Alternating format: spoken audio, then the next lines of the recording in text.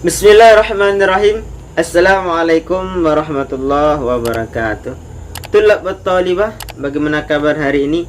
Mudah-mudahan kita selalu sehat walafiat dan selalu dalam lindungan Allah Subhanahu wa taala.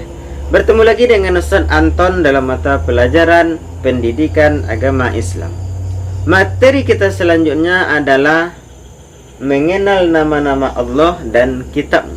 Pada video kita kali ini, kita akan belajar bersama tentang mengenal Allah melalui Asmaul Husna. Sebelum kita mulai pembelajaran kita, marilah terlebih dahulu kita berdoa kepada Allah.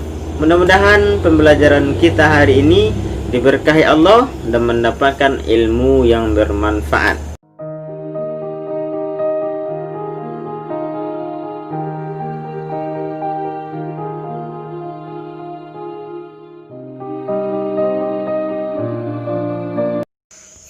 Oke, tulab wa talibah. Sekarang kita akan belajar mengenal nama-nama Allah melalui Asmaul Husna. Apa itu Asmaul Husna? Asmaul Husna adalah kumpulan nama-nama Allah Subhanahu wa taala yang baik dan indah. Jumlah keseluruhan dari Asmaul Husna adalah 99. Namun pada pembelajaran kita hari ini kita akan mempelajari 4 Asmaul Husna. Yang pertama, kita akan belajar Al-Mumitu. Kemudian yang kedua, Al-Hayyu. Lanjut yang ketiga, Al-Qayyumu. Kemudian yang terakhir, kita juga akan mempelajari Asmaul Husna, yaitu Al-Ahadu. Dan sekarang mari sama-sama kita mengikuti penjelasan keempat Asmaul Husna berikut ini. Oke, tulab wa tullabah. Asmaul Husna yang pertama yang akan kita pelajari adalah Al-Mumit. Artinya adalah Allah Subhanahu wa taala yang Maha mematikan. Kemudian yang kedua adalah Al-Hayyu. Arti dari kata Al-Hayyu ini adalah Allah Subhanahu wa taala yang Maha menghidupkan. Jadi Al-Mumit mengandung arti yang Maha mematikan. Allah Subhanahu wa taala berfirman, setiap yang bernyawa pasti akan merasakan kematian. Oleh karena itu, kematian tidak dapat dihindari oleh manusia manapun. Bagaimanapun caranya yang kita lakukan untuk menghindar dari kematian, tetap kita tidak akan pernah bisa menghindar dari yang namanya kematian. Kenapa seperti itu? Karena kematian itu adalah urusan Allah Subhanahu wa ta'ala. Allah Subhanahu wa taala berfirman, "Huwa yuhyi wa yumitu wa ilaihi turja'un." Artinya adalah dialah Allah yang menghidupkan dan mematikan, dan hanya kepada Allah lah kita akan dikembalikan. Kematian bukanlah sesuatu yang harus ditakuti, akan tetapi kematian adalah tangga untuk menuju kebahagiaan yang abadi.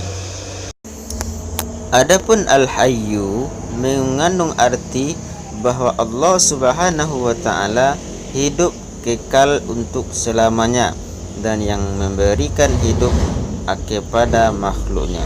Hidup atau mati ada di dalam kekuasaan Allah Subhanahu wa taala. Contoh, berapa banyak orang yang sedang mengalami sakit berat, tetapi Allah masih berkehendak memberikan kesempatan untuk hidup.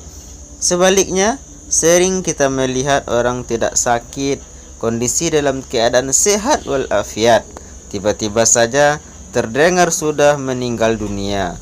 Penyebabnya bermacam-macam, ada yang sakit jantung, terjatuh, tabrakan, atau tertabrak, tenggelam, tertembak, dan sebagainya.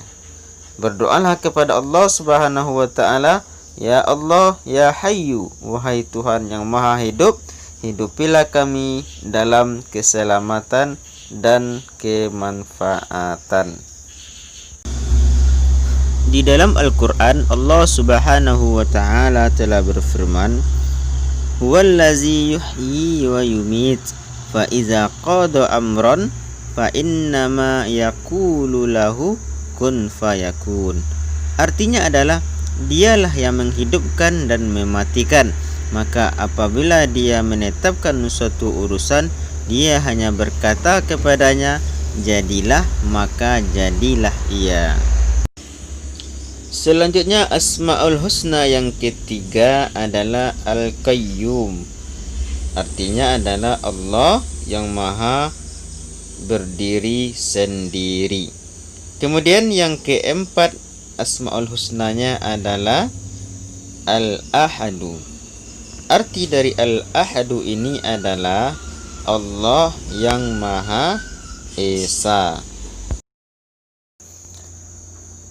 Al-Qayyum mengandung arti Allah Subhanahu wa taala itu berdiri sendiri untuk selama-lamanya. Allah Subhanahu wa taala memberikan pendidikan kepada manusia supaya hidup tidak selalu bergantungan kepada orang lain. Dalam Al-Quran Allah berfirman, Allahu la ilaha illa huwal hayyul qayyum. Artinya adalah, Allah tidak ada Tuhan yang berhak disembah, melainkan Dia yang hidup kekal lagi terus menerus untuk mengurus makhluknya. Kemudian Al-Ahadu mengandung arti Allah Subhanahu wa taala itu Esa. Coba kita perhatikan dalam Al-Quran surat Al-Ikhlas yang berbunyi, Qul huwallahu ahad. Artinya adalah, katakanlah Muhammad, dialah Allah yang Maha Esa. Disebut pula dengan Al-Wahid, artinya Maha Tunggal atau Maha Esa, tidak ada sekutu baginya. Oke, tulab bertolibah, demikianlah tadi pembelajaran kita, yaitu tentang mengenal nama-nama Allah melalui Asmaul Husna. Mudah-mudahan apa yang kita pelajari hari ini bisa kita pahami dengan baik. Demikianlah pembelajaran kita pada hari ini. Sampai bertemu lagi di materi selanjutnya. Kita tutup pembelajaran kita pada hari ini dengan mengucapkan hamdalah. Alhamdulillahirabbil alamin. Subhanakallahumma wa bihamdika asyhadu an la ilaha illa anta astaghfiruka wa atubu ilaik. Assalamualaikum warahmatullahi wabarakatuh.